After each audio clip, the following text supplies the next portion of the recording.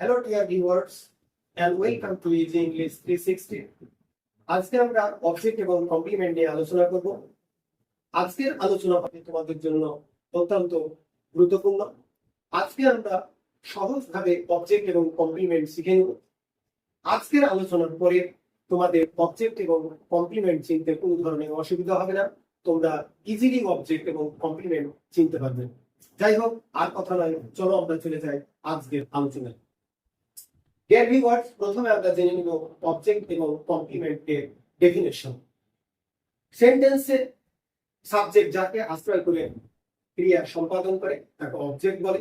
Predicate স্থানীয় যে word subject বা অবজেক্টকে পরিপূর্ণতা দান করে তাকে কমপ্লিমেন্ট বলে।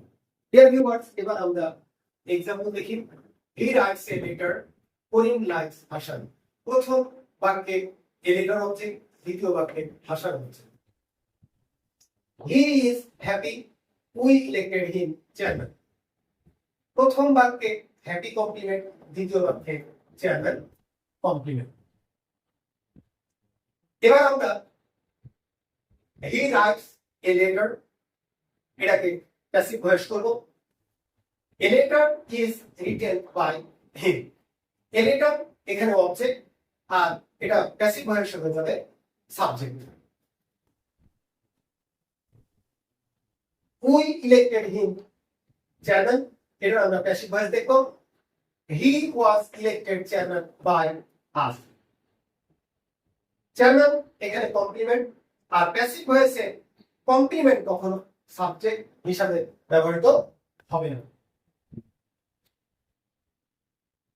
He writes a letter, Karim likes Hassan. Subject object, subject object, এরা ভিন্ন ভিন্ন ব্যক্তি বা বস্তু, এরা একে অপরকে কি করে না, নির্দেশ করে না। He is happy, we elected him chairman. Subject complement, object complement, এরা এরা একই ব্যক্তি বা বস্তু এবং এরা একে অপরকে নির্দেশ করে।